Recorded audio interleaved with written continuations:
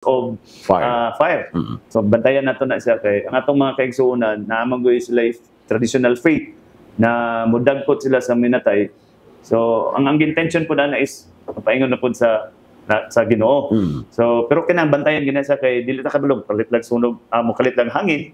So yan mo na ang trabaho sa Bureau of Fire. At the same time, not only sa mga kandila, at the same time mga mga katawan na ay mga risk kibali sa ila. So napunta ambulance nga i-kuan kay nagi possible sa heat stroke, ay mga weapons. So ready ang atong mga EMT or nurses to support or to provide kibali response sa ato ang mga kaigsuonan nga mga kaigsuonan nato matay, kuyapan or anything about support na sa trabaho sa establishment of FAST. Pero we'll coordinate it with the PNP. Pila ka mga personnel deploy this ONDAS? Yes sir, depend mi karon sir sa asa karon ang naay mga possible nga mga kuan sa i-identify kay ang team leader ang PNP. So sila then we will support them asa tapit ang establishments karon. Asa nga sementeryo, asa nga mga possible locations sa among FAST. Okay. So salamat kay labo na sir, basi doon na kay additional information. Lang, okay, hapit na ang decision. Labi na kaning magamit o mga series ba? Kung sa may mo mga may mga nila sa na buntag bilaw nga na kung sa may mo mga kanila. Yes sir, regarding sa hapit na ginang December, it is part of the vision. Ang trabaho sa Bureau of Fire Protection is dili gid ta pwede nga ato nang i-eradicate, but we in the Bureau of Fire Protection is to regulate ang paggamit sa ato ang mga Christmas lights because ang source magud ana is actually energy magud. So that's possible. There is a possibility na masunog kay gani ang experience ni Speaker Jose de Venecia, ang iyang anak is ang katong Christmas trees nga iyang gipabuntagan. So we have to be careful, especially sa mga kaigsuonan, especially magpalit kay namagoy mga made out of substandard nga mga Christmas lights na wala sa ICC from DTI. So ang among gabuhaton na dili na mo trabaho ang mo check sa mga tindahan. It is the DTI. Ang amo lang kibali kung mataod na amo nang inspeksyonon karon sa mga kaigsuonan nato nga dili lang sa sobra i-overload ang iyahang series connection.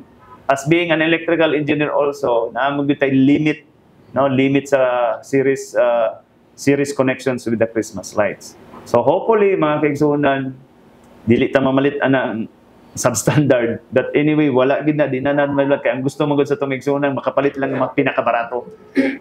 Still mo na among challenger na kung makaya na mo inspections kada panimalay na di ginam na makaya tanan. But anyway ako lang paimangno nga before mo palit hangyuan ninyo ang kung mas mahimo yan to nis DTR sir, standard ba ni? Substandard ba ni sir? Okay.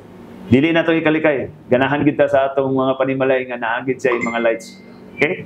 So it is part or tradition na po sa mga Pilipino nga every December holiday season naanda na mo gud nato nga kinahanglan ta na ay mga Christmas lights. So be careful lang po ta. Ato lang iyan po nga wala tayong metabo. Then tanaw na to kung standard ba na siya based sa DTI. Naaba sa ICC sa DTI. So, yun lang po. Maraming salamat, sir. Sir, how was sa mga fireworks yan? Yan, fireworks.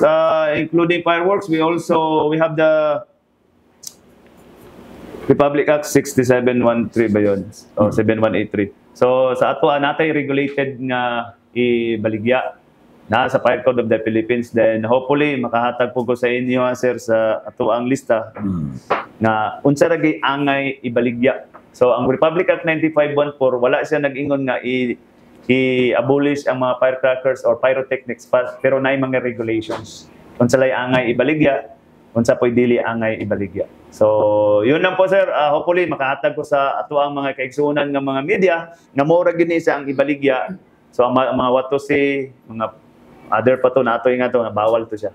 Okay? So, muna siya among trabaho na po together with the PNP nga i-confiscate gid namo tong mga bawal itong mga big triangulo. So, nadiri sir sa Fire Code of the Philippines. Hopefully, I can give you the copy so that kamo pod ang makahatag sa atong kaigsuonan nga katong pamaligya nga mura gining ibaligya. Sir, yung mga nalang minsaya lang sa itong mga tigpabla sa katawan, dili sa Osama City, na binaga nagkadoon, undas, And so magpang mga pagpangandam labi na sa nagsingamot nga holidays season. Yes, sir. Thank you so much. Before that, salamat kay mga kaigsunan sa media. But ako lang in general, dili lang kayo sa ano. But I would like to share to you that Jesus is the only way, the truth, and the life. Based sa iyahang wala pa siya namatay, ningong good siya na take it that you shall not be deceived. There will be earthquakes, there will be pestilence, famines, and then there will be more disasters because this is a perilous and dangerous days. So hopefully, wala na tayo lang depend so much to Jesus Christ, the only Savior, and sa amo sa Bureau of Fire Protection to help us to pray na kami among i-implement ang among trabaho, especially